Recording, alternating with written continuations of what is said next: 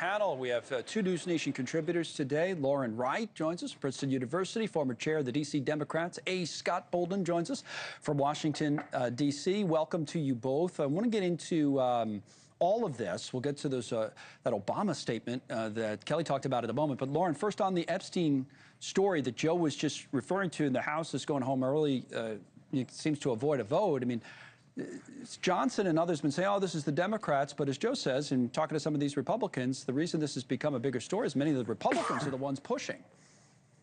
That's objectively true. And there's some Republicans that are sticking with the base of the party that demanded transparency on this from the very beginning.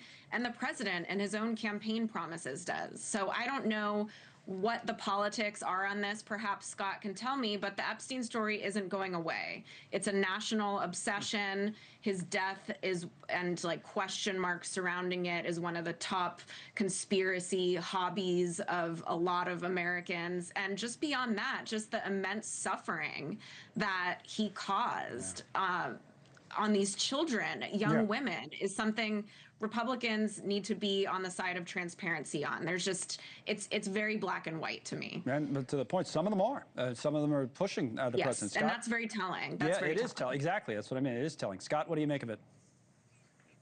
I never believed that Epstein could bring Democrats and Republicans together like this in 2025. That's really unbelievable. The hypocrisy of the White House is what's driving this negative narrative, and the White House can't outrun it. As I say, the dog has caught the car here.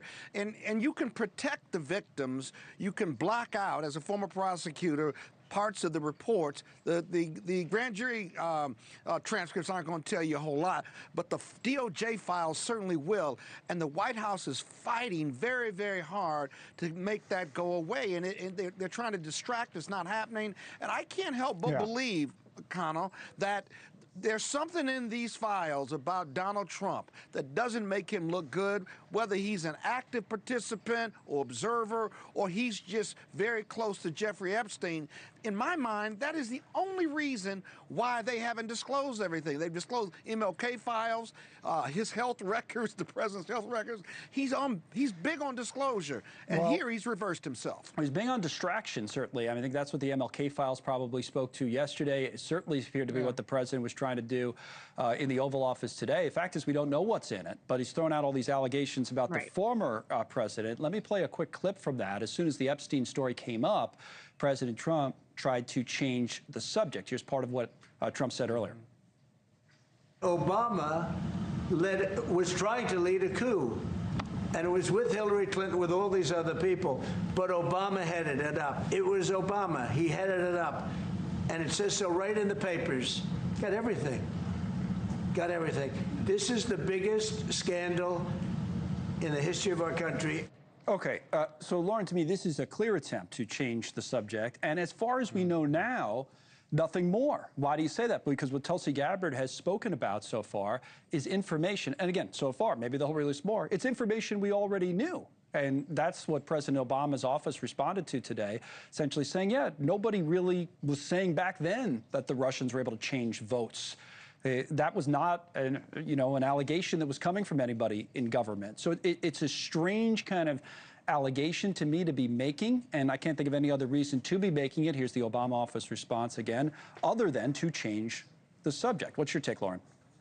Well, not every problem can be the biggest scandal in the history of the world. If I had to pick the biggest scandal in the history of the world, I might pick January 6th. I might pick Joe Biden being totally incapable of serving as president and Democrats lying about it. But this is not the one I would pick. And, you know, you're right. Some of the information is the same. It certainly would be disturbing if the information was framed as something that was more direct Russian involvement than there even was. But you're right. The evidence is there. And there's been a lot of studies on this that showed that the people sharing the misinformation were voting for Trump anyway, on average, that it didn't influence, that none of the cyber attacks work. So why he's doing this again, I'm in this chair telling you I don't know why. I wish I think he thinks that, that we won't have conversations like this and won't actually say what was there or what was in the records at the time. I think that's probably what what it is. You just throw it Yeah. out there. And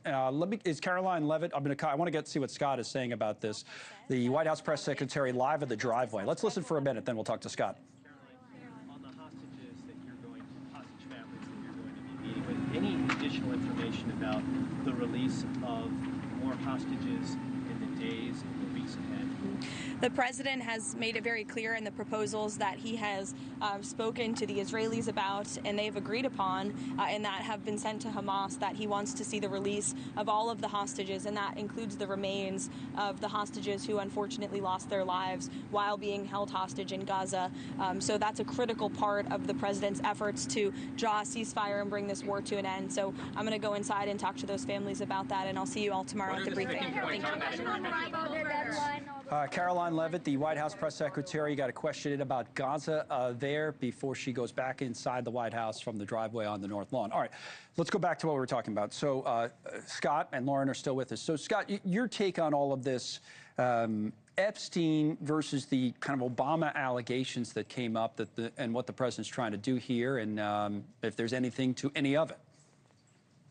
Well, defaming President Obama is not only not time-wise doesn't fit the narrative, but the findings of the Senate report and the findings of the intelligence community about Russia's involvement in the election were all very consistent. Did Russia meddle? Yes, they did. Did they change votes? Were they able to interfere with our election? No. But one thing in the Senate report that said that let's not forget about the Trump administration was that the Trump campaign, you know, they were critical of the Trump campaign's numerous contacts with the Republican operatives, Russian operatives and Russia contacts and communications and information sharing and what have you. And so if you're going to say that you're going to use that as a distraction, that's not really a good distraction for the Republicans or Donald Trump. Maybe not for you, but it might be for the MAGA base, Lauren, as a final thought, who are the ones concerned about the Epstein story. Well, I mean, no collusion. That was the two famous words of the 2016 campaign trail.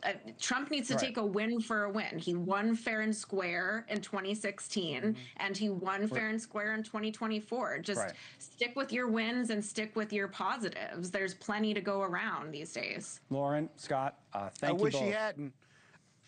What, one? I wish he hadn't I know won you those do. two I elections. know you do. I know you do. I know you do. All right, 16 past the hour. Thank you both.